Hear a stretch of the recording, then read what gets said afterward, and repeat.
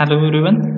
So after the very long break, okay, due to unit test first, we have started now with the histamine and antihistaminic agents. Okay, so up till now we have completed with two lecture from this chapter, that is histamine and antihistaminic agents. Okay, so what we see up till now, so we see introduction to histamine. So histamine means what? This histamine is also called as autocoids. Okay, autocoids. So autocoids means what? Auto means self and acos means remedy. Self remedy की जी body स्वतः produce करते for the as a defence mechanism. एखाद्या foreign particle किंवा एखाद्या allergic सबस्टन्सच्या against लढण्यासाठी किंवा एक ॲलर्जन बॉडीमध्ये आला असेल तर त्याला फाईट करण्यासाठी बॉडी एक काय करते, सेल्फ रेमेडी तयार करते आणि त्याच्यासाठी काही केमिकल्स ती सिक्रेट करते. ती केमिकल्स सिक्रेट करते म्हणजे ती केमिकल कोणती असतात तर ती हिस्टामाइन्स असतात. Okay, and during the allergic condition this histamines is get releases. Okay, and these are the widely distributed in nature as well as in some plant, in some animals as well as in human beings. Okay, so this is released during allergic condition, and allergy is caused to the body due to various reasons like some allergens or allergic particles present in food, pollen grains, and some environmental factor or some sensitizing agents. Okay, so this cause allergy, and during this allergic condition histamine is get released. So this histamine is particularly released by the activations of receptor, that are totally 4 receptor: H1, H2, H3 and H4. Okay, so H1 and H2 are major histaminic receptor. Okay, so we have seen the what are their functions and their locations. Okay, how they perform their work. Okay, then we see the release of histamine. What happened during release of histamine? The allergens or the allergic particles get attached to the body. So once the allergic particle comes into contact with body, the B cell get activated, and this B cell transfer that allergic substance to the plasma cell, and plasma cell release one of the kind of antibodies that are IgE antibodies. Okay, then this IgE antibody attached to the IgE receptor, and this IgE receptor are present on mast cell.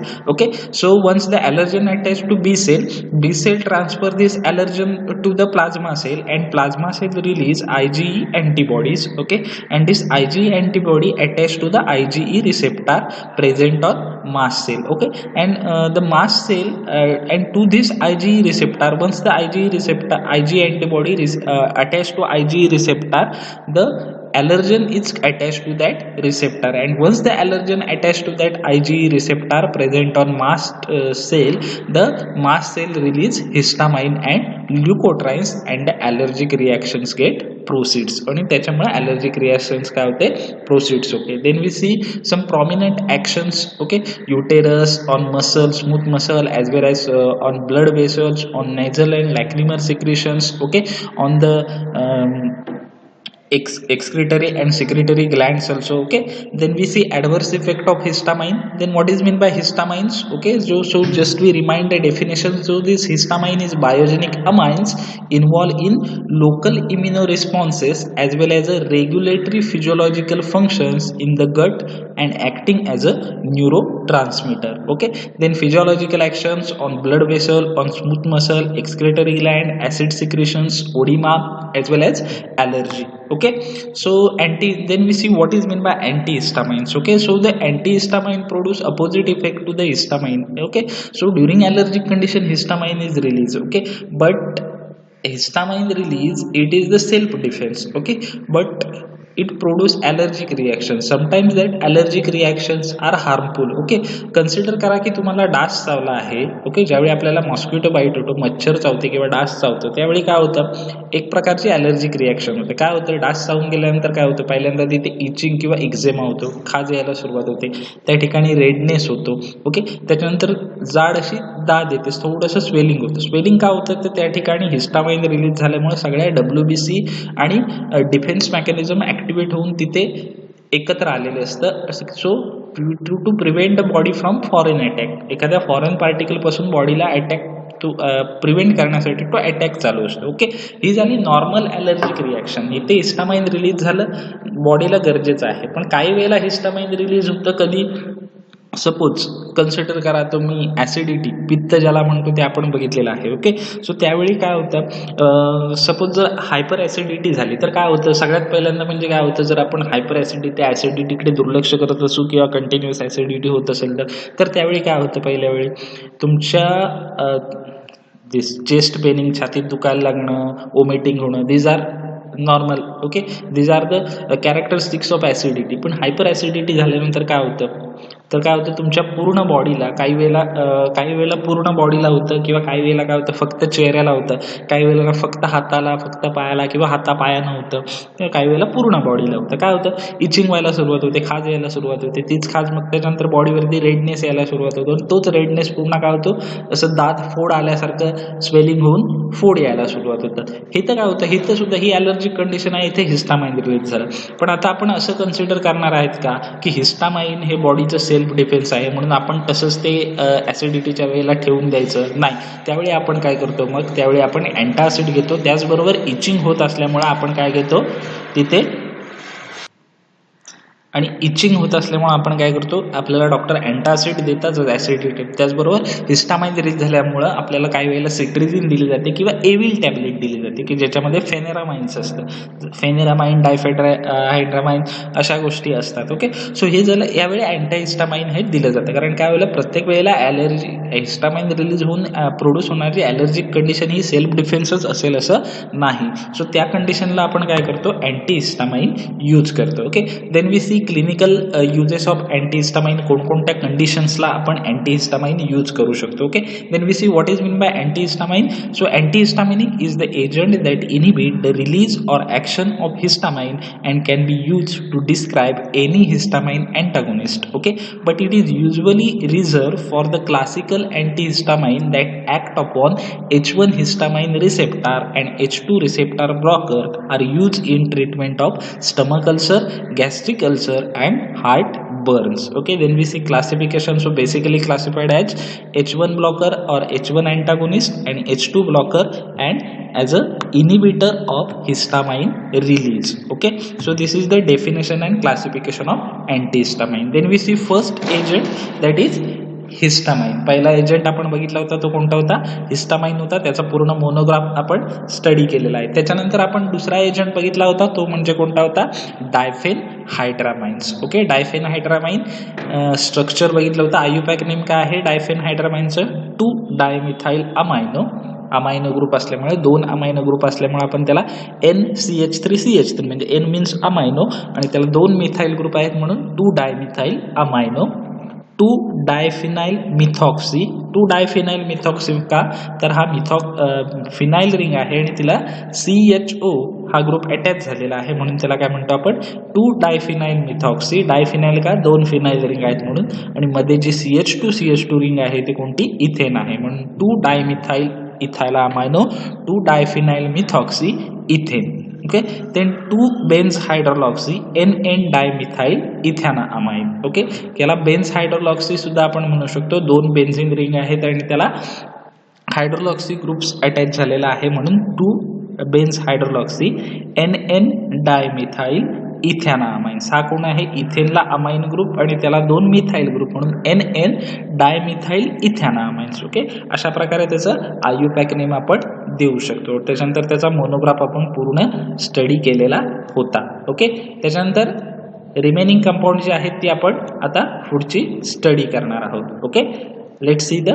remaining compound. So after diphenhydramine, next compound is promethazines. Okay, so this promethazine कुठे बघितले आतापर्यंत तुम्ही, तर बघा की ज्या particularly प्रवास गोळ्या आपण घेतो, प्रवास गोळ्या म्हणजे काय, एखाद्या ठिकाणी आपण प्रवासाला एसटीने किंवा कोणत्याही प्रायव्हेट गाडीने कसेही जात असो तर काय ना काही जणांना काय होतं, घाटातून गाडी गेल्यानंतर किंवा जास्त रनिंग गाडी जशी जशी पळायला लागेल तसं काय होतं, ओमिटिंग सेंटर त्यांचं ॲक्टिवेट होऊन ओमिटिंग होतं. त्यावेळी आपण काय घेतो, मेडिकलला जाऊन काय मागतो, प्रवास गोळी मागतो. प्रवास गोळीमध्ये काय असतं, nothing but promethazine. So promethazine one of the kind of antiemetic also. Okay, so it is belongs to the alkylamine class. alkylamine class मध्ये promethazine येतं आणि याच्यामध्ये बेसिक रिंग जी प्रेझेंट असते इथं हे स्ट्रक्चर आहे प्रोमिथॅझाईनचं.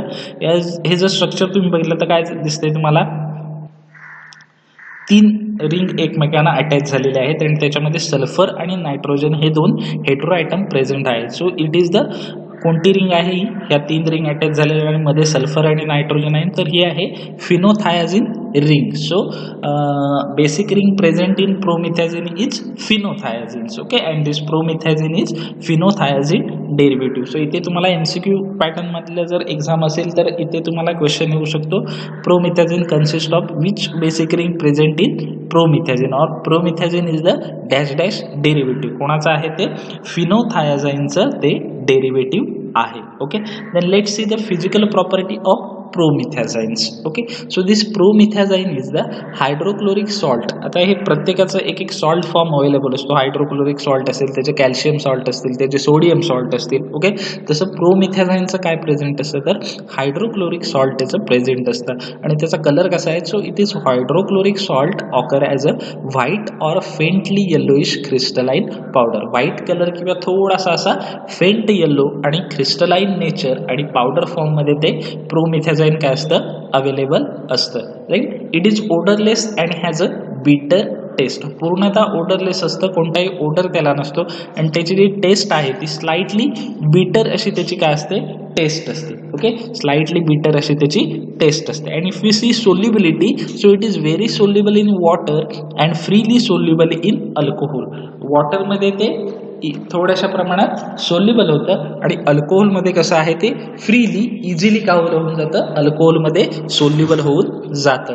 Then stability and storage condition जर आपण बघितली, so it's aqueous solution degraded by heat and light. Okay, जर प्रोमिथॅझाईनला वॉटरमध्ये डिझॉल्व्ह केलं तर सोल्युबल केलं तर ते काय होईल, त्याचं ॲक्वियस सोल्युशन झालं. आणि जे प्रोमिथॅझाईनचं ॲक्वियस सोल्युशन आहे ते काय असतं, degrades bye heat and light. Heat आणि लाईट ज्या थर्मोलायबल आहे ते थर्मोलायबल असल्यामुळे असतं म्हणजे काय, थर्मोलायबल अँड फोटोलायबल्स मीन्स वॉट, की लाईट आणि हीटच्या कॉन्टॅक्टमध्ये जर प्रोमिथॅझाईनचं ॲक्वियस सोल्युशन आलं तर त्याचं डिग्रेडेशन व्हायला, ते खराब व्हायला सुरुवात होतं. सो आपल्याला त्याला लाईट आणि हीटपासून प्रिव्हेंट केलं पाहिजे. So it is slowly decolorise on exposure to light. Okay, त्याचबरोबर त्याला जर लाईटच्या कॉन्टॅक्टमध्ये त्याला स्टोअर करताना आपण ठेवलं तर त्याचं डिकलरायझेशन व्हायला सुरुवात होतं, कारण त्याचा कलर कसा आहे, व्हाईट किंवा फेंटिश येलो आहे. सो लाईटच्या कॉन्टॅक्टमध्ये आल्यानंतर त्याचं डिकलरायझेशनला सुरुवात होते. सो आपला कंटेनर कसा असला पाहिजे, hence it is store in well close light resistant container. त्याच्यामुळे आपल्याला एक व्यवस्थित क्लोज असा कंटेनर आणि लाईटला रेजिस्टंट कंटेनर मध्ये आपल्याला त्याला काय करायचं आहे, स्टोअर करायचा आहे. Okay, then let see the uses of promethazines. Okay,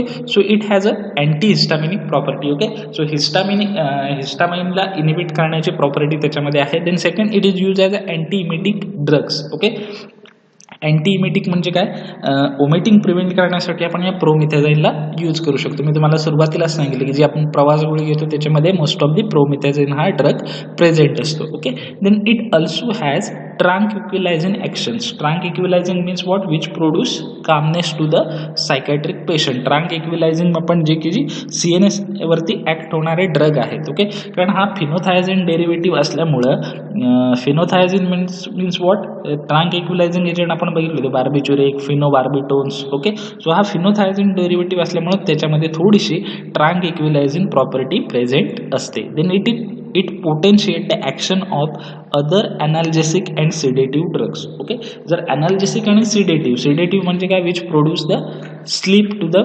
psychiatric patients. And analgesic means what, की जे हीट, कॉमन कोल्ड याच्यावरती आपण ज्या गोळ्या घेतो, पॅरासिटेमॉल्स असतील, निमिसुलाइड असतील, ॲनासिन्स असेल, विक्स ॲक्शन 500 असतील, या सगळ्या काय झाल्या अनाल्जेसिक कॅटेगरीमध्ये येतात. ओके, सो जर प्रोमिथॅझाईनला या 2 कॅटेगरीसोबत दिला आपण, सिडेटिव्ह आणि अनाल्जेसिक सोबत, तर प्रोमिथॅझाईन काय करतं, अनाल्जेसिक आणि सिडेटिव्ह या ड्रग्सची ॲक्शन जी आहे ती काय करतं, इन्क्रीज करतं. Then it is use in allergic conditions. Okay, याला ॲलर्जिक कंडिशनमध्ये काय केलं जातं, यूज केलं जातं. ओके, देन फार्मास्युटिकल फॉर्म्युलेशन्स कोणती आहेत तर टॅबलेट आहे, इंजेक्शन्स आहे, त्याचबरोबर इलिक्झर त्याचं काय असतं प्रेझेंट असतं. So promethazine hydrochloride tablet, promethazine hydrochloride injections, promethazine hydrochloride elixir and promethazine hydrochloride injections अशी त्याची डोसेज फॉर्म किंवा फार्मास्युटिकल फॉर्म्युलेशन्स अवेलेबल आहेत. Then what are the brand names? Brand names R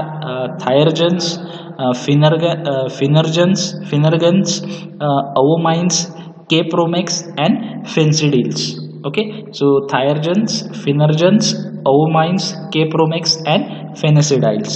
Okay, so these are the brand names of promethazines. Okay, the next compound is cyproheptadines. Okay, so cyproheptadines, so this is the structure of cyproheptadines. Okay, so it is the homocyclic cycloheptane derivative. Okay, जर आपण तुम्ही याचं structure बघितलात की त्याला दोन benzene ring आहेत आणि मधली जी रिंग आहे ती 6 मेंबर रिंग आहे आणि ती सायक्लिक आहे, म्हणून आपण त्याला काय म्हणतो 1 2 3 4 5 6 7 मेंबर रिंग आहे आणि ती सायक्लिक आहे. 7 मेंबर असेल, 7 कार्बन असतील तर आपण त्याला हेप्टेन म्हणतो आणि ही रिंग सायक्लिक आहे म्हणून ती cycloheptane. So it is cycloheptane derivative in which 3 rings are fuse, आणि त्याच्यामध्ये काय झालेलं आहे 3 रिंग एकमेकांमध्ये फ्यूज झालेले आहेत, अटॅच झालेले आहेत. Okay, so it is होमोसायक्लिक.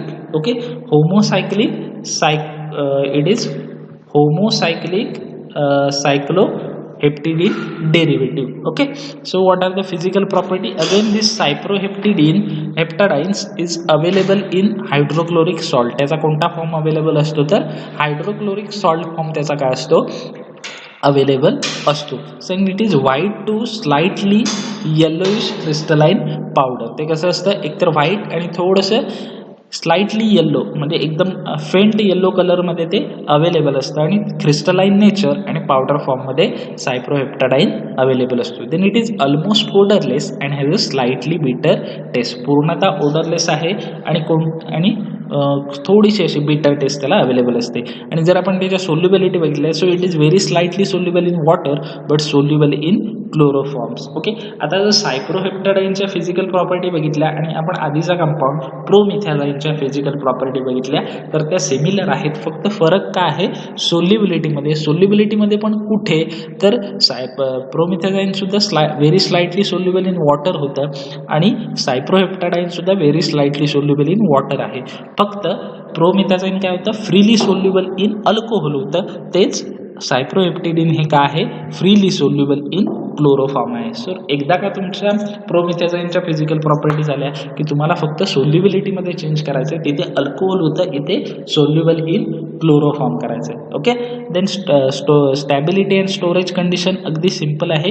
It is store in tightly close container. काही वेगळी अशी स्पेशल स्टॅबिलिटी स्टोरेज कंडिशन या सायप्रोहेप्टाडाइनची नाही आहे because it is stable compound. तो स्टेबल कंपाऊंड आहे त्याच्यामुळं त्याची वेगळी अशी काही स्पेशल अशी स्टोरेज स्टॅबिलिटी कंडिशन नाही आहे. It is store in tightly close containers. Okay, then uses जर आपण आता त्याचे बघितले सायप्रोहेप्टाडाइनचे, so uses are it is anti histaminic property. Okay, anti histaminic agent म्हणून आपण त्याला काय करू शकतो यूज करू शकतो. देन इट इज यूज, आता याला कोणत्या कोणत्या गोष्टीमध्ये आपण यूज करू शकतो बघा, as a appetite stimulant. Appetite stimulant म्हणजे काय, भूक वाढावी म्हणून आपण या सायप्रोहेप्टाडाइनला यूज करू शकतो. जी भुकेची टॉनिक आपण असतात बघा मेडिकलमध्ये गेल्यानंतर मागतात आपल्याला भूक लागावी म्हणून टॉनिक लिहून दिलं, that are appetite stimulant. Okay, so त्याच्यामध्ये सायप्रोहेप्टाडाइन अवेलेबल असतं. To treat anorexia nervosa. Okay, anorexia nervosa मध्ये आपण यूज करू शकतो. ओके, त्याच्यानंतर आपण it is use in Cushing syndrome. This is one of the kind of disease. Okay, so Cushing सिंड्रोमच्या ट्रीटमेंटमध्ये सायप्रोहेप्टाडाइनला यूज केलं जातं. Then it is use in carcinoid syndrome. Carcinoid सिंड्रोममध्ये सुद्धा आपण याला यूज करू शकतो. Then it is use to treat migraines. Migraine जे आहे अर्धशिशी ज्याला आपण म्हणतो अर्ध डोकं दुखणं, ओके, त्या कंडिशनला आपण यूज करू शकतो. Then it is use as a anticholinergic sedative and anti aldosterone activity. Okay, anticholinergic drugs आपण की जे काय करतात कोलिनर्जिक सिस्टीम जी आहे तिला काय करतात इनिबिट करतात. As well as it is use as a sedative. सायप्रोहेप्टॅडाईनला आपण सिडेटिव्ह म्हणून सुद्धा यूज करू शकतो कारण 3 मेंबर रिंग आहे similar like to phenobarbitones. Okay, then it is use as a anti aldosterone activity. अल्डोस्टेरॉनला इनिबिट करण्याची ॲक्टिव्हिटी या सायप्रोहेप्टॅडाईनमध्ये असते. देन फार्मास्युटिकल फॉर्म्युलेशन बघितलं तर टॅबलेट आणि इलेक्झर असे दोन आहेत. कोणती तर cyproheptadine tablet and cyproheptadine elixir. Brand name जर आपण बघितले तर अँटॅजन्स. ओके, त्यानंतर Cyprid, Peritol and Setup. Okay, Antagons, Cyprid, Peritol and Setup. Okay, so this is regarding the cyproheptadines. Okay, then next compound is mepyramines. Okay, so this mepyramines is also called as pyrilamines. Okay, दोन नाव आहेत त्याची, mepyramines किंवा pyrilamines. Okay, and it is the first generation antihistaminic targeting H1 receptor. Okay, पहिल्या generation मधलं म्हणजे सगळ्यात आधी एक डिस्कवर झालेलं अँटीहिस्टामिनिक एजंट्स आहे की जे H1 रिसेप्टरला टार्गेट करतं आणि इन्व्हर्स अगोनिस्ट आहे. म्हणजे एकदा बाइंड झाल्यानंतर पुन्हा H1 रिसेप्टर ऍक्टिव्ह होऊ शकतो. कायमस्वरूपी ते H1 रिसेप्टरला इनॅक्टिव्ह करत नाही, इन्व्हर्स अगोनिस्ट आहे. It belongs to ethylene diamine class. Okay, जर त्याचं स्ट्रक्चर तुम्ही बघितलं तर त्याच्यामध्ये काय आहे CH2 CH2 NCH3 CH3 म्हणजे इथिलीन डायामाइन. ओके, त्याच्यामध्ये प्रेझेंट आहे. सो ते क्लासिफिकेशनमध्ये कोणत्या क्लासमध्ये येतं इथिलीन डायामाइन क्लासमध्ये हे मेपायरामाइन्स येतं. So this mepyramines is also called as pyrilamines. Okay, MCQ येऊ शकतो. Mepyramines is also called as dash dash. Okay, so it is also called as pyrilamines or meparamines belong to the dash dash class. Okay, ethylene diamine class. कोणत्या ethylene diamine class मध्ये ते मोडतं. Then physical property काय आहेत, it is maleate salt. ह्याचं कोणतं salt available असतं तर मॅलेट सॉल्ट त्याचं अवेलेबल असतं विच इज व्हाईट और क्रीमी व्हाईट पावडर. व्हाईट किंवा थोडंसं क्रीमी व्हाईट पावडर फॉर्ममध्ये ते अवेलेबल असतं, not crystalline, only powder form. Then it is odourless and has a bitter taste. थोडंसं कोणताही ओडर नसतो त्याला आणि बिटर अशी टेस्ट त्याला असते. Then it is very soluble in water and freely soluble in alcohol. वॉटरमध्ये ते सोल्युबल आहे आणि अल्कोहोलमध्ये फ्रीली इझिली सोल्युबल होऊन जातं. Then stability and storage condition काय आहेत बघा मेपायरामाइनच्या. So it is light sensitive. Okay, लाईटला ते सेन्सिटिव्ह आहे. लाईटच्या कॉन्टॅक्टमध्ये आलं तर ते डिग्रेड होऊ शकतं, डिकलराइज होऊ शकतं. So it is store in well close light resistant container. त्याच्यामुळे आपल्याला व्यवस्थित क्लोज आणि लाईट रेजिस्टंट कंटेनर्समध्ये आपल्याला त्याला स्टोअर करायचं आहे. Okay, then uses, it is use to treat anaphylactic and allergic condition in high fever and urticaria. Okay, so during high fever किंवा युर्टिकॅरिया म्हणजे हायव्स की ज्याच्यामध्ये बॉडीवरती रेड पॅचेस तयार होतात आणि त्यांना इचिंग होतं. सो अशा कंडिशनला अनाफॅलॅटिक आणि ॲलर्जिक कंडिशनमध्ये आपण ह्या मेपायरामाइनला किंवा पायरिलामाइनला यूज करू शकतो. Then it is also has the local anaesthetic and sedative actions. Okay, या मेपायरामाइनला काही प्रमाणात थोडीशी अशी लोकल ॲनास्थेटिक म्हणजे पर्टिक्युलर एका एरियाला ॲनास्थेशिया देण्यासाठी outer side of the body. So त्या कंडिशन ती प्रॉपर्टी त्याच्यामध्ये आहे. त्याचबरोबर त्याच्यामध्ये सिडेटिव्ह ॲक्शनसुद्धा अवेलेबल आहे. So it is local anaesthetic and has a sedative actions. Okay, then pharmaceutical formulations काय काय आहेत तर टॅबलेट, इंजेक्शन आणि इलिक्झर. टॅबलेट, इंजेक्शन आणि इलिक्झर या 3 फॉर्ममध्ये मेपायरामाइन अवेलेबल असतो. So mepyramine tablet, mepyramine injections and mepyramine elixirs. Okay, then let's see the brand names. Brand names कोणते कोणते आहेत तर Histan, Antihist, Cofal and Anthicals. Okay, Histan, Antihist, Cofal and anthicals. Okay, so these are the brand names for mepyramine. So this is regarding the mepyramine. The next compound is phenyramines. Okay, so particularly Avil tablet, most of the time ज्यांचं medical आहे त्यांना माहीत असेल tablet evil. Okay, एविलमध्ये drug कोणता असतो? फेनेरामाइन. बॉडीला जर खाज येत असेल, इचिंग एक्झिमा होत असेल तर पर्टिक्युलरली ही टॅबलेट घेऊन जातात येऊन लोक. Okay, so it is Avil. So it is belongs to the propylamine class. Why the propylamine class? Because it consists of propane chains. Okay, and this propane chains is attached with amino group, so it is propylamine class. Okay, so इथे सुद्धा MCQ होऊ शकतो. Pheniramine is belongs to the dash dash class, is belongs to the propylamine class. कोणामध्ये येतं ते? प्रोपिलामाइन क्लासमध्ये येतं.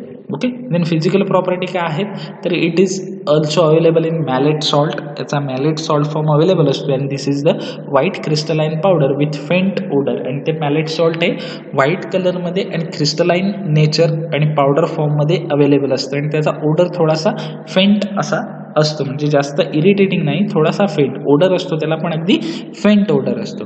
Then solubility जर आपण त्याची बघितली तर it is soluble in water. वॉटरमध्ये सोल्युबल आहे and alcohol as well as alcohol. Alcohol आणि वॉटरमध्ये ते इझिली सोल्युबल आहे and slightly soluble in ether. इथरमध्ये पूर्णतः नाही पण अगदी थोड्या प्रमाणात फेनेरामाइन सोल्युबल आहे. Then stability and storage condition. So it is affected by air and light. एअरच्या कॉन्टॅक्टमध्ये आलं आणि लाईटच्या कॉन्टॅक्टमध्ये जर फेनेरामाइन्स आलं तर ते काय होतं? अफेक्ट होतं, डिग्रेड होऊन जातं. ओके, एअरमधल्या मॉइश्चरमुळे त्याचा ॲक्टिव्ह इन्ग्रेडियंटसुद्धा खराब होऊ शकतो. सो त्याला आपल्याला एअर आणि लाईटपासून प्रोटेक्ट करायचं आहे. सो त्याच्यासाठी आपला कंटेनर कसा असला पाहिजे? Hence it is store in tightly close light resistant container. Light resistant आणि व्यवस्थित टाईटली क्लोज अशा कंटेनरमध्ये आपल्याला त्याला स्टोअर करायचं आहे. देन युजेस काय आहेत? So as it is belong to the it is use for the allergic reaction, so it has an antihistaminic property, so it is used as a antihistaminic agents. Okay, then it is also used in various allergic condition. आता antihistaminic agent म्हणून use केलं जाते. So तो वेगवेगळ्या allergic त्याचबरोबर anaphylactic कंडिशनमध्ये use केला जाणार आहे. ओरली और इंट्राव्हेनसली. ओके, ओरली तोंडावाटे किंवा इंट्राव्हेनसली म्हणजे सलाइन्स किंवा इंजेक्शन्सद्वारे it is useful in treatment of urticaria, high fever and bronchial asthma. Okay, urticaria म्हणजे मी तुम्हाला सांगितलं युर्टिकॅरिया आणि high fever. High fever one of the kind of fever. Okay, urticaria म्हणजे बॉडीवरती रेड पॅचेस येऊन त्याला हायव्स असं सुद्धा म्हणतात. बॉडीवरती रेड पॅचेस येऊन त्याला इचिंग होणं. Okay, and bronchial asthma. Bronchial अस्थमामध्ये काय होतं की हिस्टामाइनचं सिक्रेशन वाढल्यामुळं काय होतं? म्युकस सिक्रेशन वाढतं आणि म्युकस सिक्रेशन वाढल्यामुळं लंग्समध्ये किंवा ब्रॉन्क्युअलमध्ये काय होतं? म्युकस सिक्रेशन वाढल्यामुळे थोडंसं चोकअप झाल्यासारखं होतं आणि म्युकअप सिक्रेशन वाढल्यामुळे हिस्टामाइनचं रिलीज वाढतं, त्याच्यामुळे म्युकस सिक्रेशन वाढतं, त्याच्यामुळं कफ होतो आणि त्याच्यामुळे चोकअप व्हायला होतं, श्वास नीट घेता येत नाही, रेस्पिरेशन नीट होत नाही आणि त्याच्यामुळे अस्थमा होतं. सो या ब्रॉन्कायल अस्थमा, युर्टिकॅरिया, हाय फीवर अशा कंडिशनमध्ये या फेनेरामाइनला इंट्राव्हेनसली किंवा ओरली आपण देऊ शकतो. Then it is use in treatment of common cold and it is a constituent of cough mixtures. Okay, common cold regular जो आपला ताप येणं ज्याला आपण म्हणतो त्या ट्रीटमेंटला आपण फेनेरामाइनला यूज करू शकतो. त्याचबरोबर फेनेरामाइन जो आहे हा कफ मिक्सचर म्हणजे कफ सिरपचा इन्ग्रेडियंट असतो. ऑलमोस्ट सगळ्या कफ सिरपमध्ये फेनेरामाइन अँड डायफेनहायड्रामाइन्स ही हे दोन ड्रग असतात. Okay, so then next it is use to control Parkinsonian symptoms. Okay, so काही पार्किन्सन डिसीजची सिम्टम्स आहेत ती कंट्रोल करण्यासाठी, ती ट्रीट करण्यासाठी आपण या फेनेरामाइनला यूज करू शकतो. Then it has pronounce sedative property, antiemetic action. थोडीशी सिडेटिव्ह प्रॉपर्टीसुद्धा त्याच्यामध्ये आहे. ओके, त्याचबरोबर अँटीइमेटिक वोमिटिंग प्रिव्हेंट करण्याची कॅपॅसिटीसुद्धा या फेनेरामाइनमध्ये आहे. ओके, सो हे झाले युजेस झाले फेनेरामाइनचे. फार्मास्युटिकल फॉर्म्युलेशन तर त्याचं फक्त टॅबलेट फॉर्ममध्ये तो अवेलेबल असतो, दॅट इज फेनेरामाइन टॅबलेट्स. त्याची फेनेरामाइन टॅबलेट अवेलेबल असते. देन ब्रँड नेम्स काय काय आहेत तर हिस्टॉल, फेनिल अँड डायविल किंवा एविल. ओके, 4 ब्रँड नेम्स आहेत, हिस्टॉल, फेनिल, डायविल आणि एविल. तुम्हाला दुसरी कोणती मार्केट और गुगल सर्चमध्ये मिळाली तर ती तुम्ही लिहू शकता, पण ती ऑफिशियली अवेलेबल असावीत मार्केटमध्ये. ओके, अशीच ब्रँड नेम तुम्ही लिहायचे आहेत. हीच लिहिली पाहिजे तसं काही नाही, हिस्टॉल, फेनिल, डायविल. ओके, दुसरी अवेलेबल असलेली लिहावीत पण ती ऑफिशियली असावीत अवेलेबल. ओके, जर तुम्ही आन्सरमध्ये लिहिले हिस्टॉल, फेनिल, मी इथे हिस्टॉल, फेनिल अँड डायविल लिहिले आणि तुम्ही एविल हे एक्झाममध्ये लिहिलं AVIL एविल. ओके, सो ते जर एक्झामिनरने चेक करताना, पेपर चेक करताना एविल हे गुगलला टाकलं तर ते गुगलवरती आलं पाहिजे की फेनेरामाइन्स त्याच्यामध्ये अवेलेबल आहे आणि हे मार्केटमध्ये हा ब्रँड अवेलेबल आहे. ओके, सो मार्केटमध्ये अवेलेबल असलेले ब्रँड लिहायचे, कोणतेही फेकायचे नाही आहे. Okay, so this is regarding the pheniramines. Okay, the next compound is chlorpheniramines. Okay, next compound is chlorpheniramines. Okay, आता याचं स्ट्रक्चरला स्टार मार्क केला आहे. सो याचं स्ट्रक्चर आणि आयुपॅक नेम एक्झामच्या दृष्टीने फार महत्त्वाचं आहे. ओके, आता याचं स्ट्रक्चर जर तुम्ही बघितलं, ओके, याचं स्ट्रक्चर जर तुम्ही बघितलं तर त्याच्यामध्ये काय काय आहेत बघा. ही रिंग जी आहे ही कोणती रिंग आहे बघा, 1. याचं नंबरिंग मी आतल्या बाजून केलं. ही रिंग दाखवतोय मी, हे बघा. Just wait for a minute. Chlorpheniramines आपण स्टडी करतो आहोत आता. ओके, क्लोरफेनेरामाइनला स्टडी करतो आहोत. आता ही जी रिंग आहे, ही रिंग जी आहे मी ॲरो दाखवला आहे ती, ही रिंगचं मी नंबरिंग कसं केलं आहे, इथे आहे 1, त्याच्यानंतर इथे 2, 3, 4, 5 आणि 6. 6 मेंबर रिंग आहे आणि त्याच्यामध्ये इथे एक हेटेरो ॲटम प्रेझेंट आहे या ठिकाणी. तो कोणता आहे, N, नायट्रोजन प्रेझेंट आहे. ओके, सो 6 मेंबर रिंग आणि इथे एक हेटेरो ॲटम प्रेझेंट आहे. So it is pyridines. हे कोणतं आहे, पायरिडिन्स आहे. ओके, त्याच्यानंतर नेक्स्ट रिंग कोणती प्रेझेंट आहे बघा पुढच्या वेळेला, एक बेन्झिन. ही रिंग 6 मेंबर रिंग आहे, बेन्झिन रिंग आहे किंवा तिला आपण काय म्हणू शकतो, फिनाइल रिंग. आणि त्याच्या चौथ्या पोझिशनला क्लोरीन अटॅच आहे. So it is 4 chlorophenyl. ही झाली पायरिडिन आणि ही झाली फिनाइल. त्याच्यानंतर नेक्स्ट इथे कोण आहे, CH2 CH2. हा कोण झाला, प्रोपेन. प्रोपेनला पुढे कोण अटॅच झालेला आहे बघा या ठिकाणी, N means amino group. So it is propanamines. Okay, हा झाला प्रोपॅनामाइन्स. आणि त्याच्यानंतर नेक्स्ट पुढे कोण अटॅच झाला आहे, हा एक CH3 आणि हा आहे एक CH3. म्हणजे 2 मिथाइल ग्रुप म्हणजे कोण, डायमिथाइल. डायमिथाइल कोणाला अटॅच झाले, प्रोपॅनामाइनला. So it is NN dimethyl propanamine. नायट्रोजनच्या पुढे ते अटॅच झालेले आहेत पहिल्या कार्बन ॲटम पासून. पहिल्या कार्बन ॲटमला अमायनो ग्रुप आणि त्या अमायनो ग्रुपला पुढे 2 मिथाइल ग्रुप, म्हणून आपण त्याला काय म्हणू शकतो, NN डायमिथाइल प्रोपॅनामाइन. आणि NN डायमिथाइल प्रोपॅनामाइन हे झालं आपलं पॅरेंट कंपाऊंड. हे कोण झालं आपलं पॅरेंट कंपाऊंड. आणि हे जे दोन आहेत पायरिडिन आणि 4 क्लोरोफिनाइल, पायरिडिन आणि 4 क्लोरोफिनाइल हे झाले आपले 2 सबस्टिट्यूएंट. ओके, सो 2 सबस्टिट्यूएंट कोणते, 4 क्लोरोफिनाइल आणि पायरिडिन हे 2 झाले सबस्टिट्यूएंट. आणि NN डायमिथाइल प्रोपॅनामाइन हे झाले आपले पॅरेंट कंपाऊंड. ओके, म्हणून आणि पायरिडिनच्या सेकंड पोझिशनला कोण अटॅच झालेला आहे, प्रोपॅनामाइन. म्हणजे कोण, प्रोपेन किंवा प्रोपिन किंवा प्रोपाइल म्हणजे अल्किल ग्रुप अटॅच झाला आहे. म्हणून आपण काय लिहितो, पायरिड 2YL. ओके, किंवा पायरिडिन 2YL असं सुद्धा लिहू शकतो. पण it is officially written as a pyrid 2YL. Okay, so let's see. आणि प्रोपेनच्या कुठल्या पोझिशनला तो अटॅच झालेला आहे, तर 3ऱ्या कार्बन ॲटमला पायरिडिन अटॅच झालेला आहे. म्हणून 3 पायरिड 2YL. पायरिडच्या सेकंड पोझिशनला प्रोपेन अटॅच झालेला आहे म्हणून पायरिड 2YL. आणि प्रोपेनच्या 3ऱ्या पोझिशनला पायरिडिन अटॅच झालेला आहे म्हणून 3 पायरिड 2YL. कळलं तुम्हाला, 3 पायरिड 2YL का, तर हा जो प्रोपेन आहे 1, 2 आणि 3 वाला, त्याच्यात 3ऱ्या कार्बन ॲटमला पायरिडिन अटॅच झालेला म्हणून 3. आणि पायरिड 2YL का, तर पायरिडिनच्या सेकंड पोझिशनला या सेकंड कार्बन ॲटमला काय झालेलं आहे, प्रोपेन अटॅच झालेला आहे म्हणून पायरिड 2YLs. Okay, then next 4 chlorophenyl. Okay, 4 chlorophenyl का, ही जी फिनाइल रिंग आहे तिच्या चौथ्या पोझिशनला क्लोरीन अटॅच झाला आहे म्हणून 4 क्लोरोफिनाइल. आणि 3 इंटू ब्रॅकेट 4 क्लोरोफिनाइल का, तर या प्रोपेनच्या 3ऱ्या पोझिशनला हा क्लोरोफिनाइल अटॅच झाला आहे म्हणून 3 4 क्लोरोफिनाइल. मग पूर्ण आयुपॅक नेम काय होईल, जर अल्फाबेटिकली घेतलं तर क्लोरोफिनाइल पहिला येणार आणि त्याच्यानंतर पायरिडिन येणार म्हणून 3 4 क्लोरोफिनाइल 3 पायरिड 2YL आणि आपला parent compound NN dimethyl propanamines. Okay, IUPAC name कळलं क्लोरफेनेरामाइन्सचं. आयुपॅक झालं, हे झालं IUPAC name. Okay, IUPAC name झालं क्लोरफेनेरामाइनचं. ओके, सो हे झालं सबस्टिट्यूट. हा कोण आहे 3,4-क्लोरोफिनाइल. पहिला ग्रुप कोण आहे 3,4-क्लोरोफिनाइल. पहिला ग्रुप कोणता आहे बघा, इथे नाव आलं बघा स्क्रीनवरती 3,4-क्लोरोफिनाइल.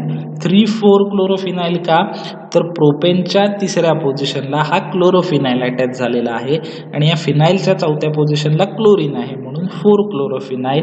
आणि 3 का, तर प्रोपेनच्या तिसऱ्या पोझिशनला हा 4-क्लोरोफिनाइल अटॅच झालेला आहे म्हणून 3,4-क्लोरोफिनाइल्स. ओके, देन 3-पायरिड-2-वायल हा आहे पायरिडिन.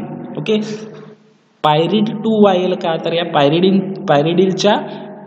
पायरिडिनच्या दुसऱ्या पोझिशनला प्रोपिल ग्रुप अटॅच आहे म्हणून पायरिड-2-वायल. आणि ब्रॅकेटच्या बाहेर 3 का, तर प्रोपेनच्या तिसऱ्या पोझिशनला हा पायरिडिन अटॅच झाला आहे म्हणून 3-पायरिड-2-वायल. हे दोन झाले सबस्टिट्यूएंट. आता पॅरेंट कंपाऊंड कोण आहे बघा, NN डायमिथाइल. हे दोन ग्रुप कोणते आहेत, NN डायमिथाइल का, तर याचं नंबरिंग आपण देऊ शकत नाही का, तर अमायनोच्या पुढे चेन नाही आहे कोणती. नंबरिंग कुठून स्टार्ट झालंय, प्रोपेनचं इथून 1 2 3 आणि त्याला पुढे पहिल्या कार्बन ॲटमला अमायनो ग्रुप अटॅच झालेला आहे म्हणून NN आणि 2 मिथाइल ग्रुप असल्यामुळं डायमिथाइल. आणि हा कोण आहे प्रोपेनामाइन का, तर 3 कार्बन असल्यामुळं प्रोपेन आणि त्याला अमायनो ग्रुप म्हणून प्रोपेनामाइन म्हणून आपला parent compound NN dimethyl propanamine. So IUPAC name काय आहे 3,4-क्लोरोफिनाइल 3-पायरिड-2-वायल NN डायमिथाइल प्रोपेनामाइन. हे झालं आयुपॅक नेम क्लोरफेनेरामाइनचं. स्ट्रक्चर आणि आयुपॅक नेम दोन्ही एक्झामला विचारलं जातं. ओके, सो व्यवस्थित स्टडी करायचं आहे. Then it belong to alkylamine class. Okay, क्लासिफिकेशनमध्ये कोणत्या क्लासमध्ये मोडतं हे क्लोरफेनेरामाइन, तर अल्किलामाइन क्लासमध्ये ते येतं. त्यानंतर फिजिकल प्रॉपर्टी काय आहेत बघा, आता फेनेरामाइन मॅलेट सॉल्ट होतं, सो क्लोरफेनेरामाइन सुद्धा मॅलेट सॉल्ट असणार आहे. So it is maleate salt is white crystalline powder. Okay, white colour आणि क्रिस्टलाइन पावडर फॉर्ममध्ये ते अवेलेबल आहे. Then it is odourless and has a bitter taste. ते odourless आहे आणि त्याला थोडीशी अशी बीटर टेस्ट असते. देन सोल्युबिलिटी जर आपण त्याची बघितली, so it is freely soluble in water and very slightly soluble in इथर. वॉटरमध्ये ते कसं आहे इझिली फ्रीली सोल्युबल होऊन जातं आणि इथरमध्ये थोडंसं स्लाइटली सोल्युबल आहे. Okay, then storage condition, it is store in well close light resistant containers. Okay, storage condition कसं आहे त्याची अगदी सिंपल आहे, वेल क्लोज आणि लाईट रेजिस्टंट करणारा कंटेनरमध्ये आपल्याला क्लोरफेनेरामाइनला स्टोअर करायचं आहे. Then uses.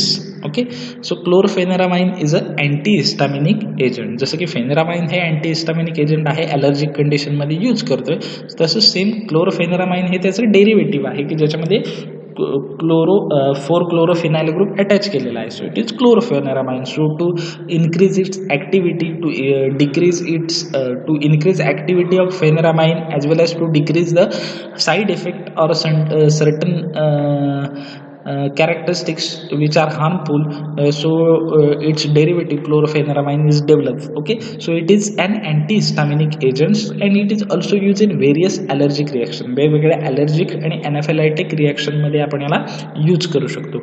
Then it is similar to pheneramine. If you see the uses of pheneramine and uses of chlorpheniramine are 100% similar, जसेच्या तसे आहेत. म्हणजे तुम्ही फेनेरामाइनचे युजेस केले की तुम्हाला क्लोरफेनेरामाइनचे युजेस येतील. ओके, आणि हे एक्झामला विचारले जातात दोघांपैकी कुठल्या तरी एकाचे युजेस. सो याला ओरली आणि इंट्रावेनसली आपण युर्टिकॅरिया, हाय फीवर आणि ब्रॉन्कायल अस्थमा या कंडिशनमध्ये आपण त्याला यूज करू शकतो. Then it is also use for treatment of common cold and chlorpheniramine also the component of some cough syrup. Then it has sedative property as well as anti-emetic action. त्याला थोडीशी sedative property आहे, त्याचबरोबर त्याची action ही anti-emetic आहे. Then it is also used to control Parkinsonian symptoms. Parkinson डिसीजच्या ट्रीटमेंटसाठी आपण त्याला यूज करू शकतोय. Then dosage form, pharmaceutical formulation, तर इलिक्झर आणि इंजेक्शन्स अशा 2 फॉर्ममध्ये क्लोरफेनेरामाइन अवेलेबल असतं. So chlorpheniramine elixir and chlorpheniramines injections. Then brand names are Corex, Zeet, Allergin and Histacort. I think Corex आणि झीटला ज्यांचं मेडिकल आहे ते फॅमिलियर असतील, पर्टिक्युलरली झीट आणि कोरेक्सला सुद्धा.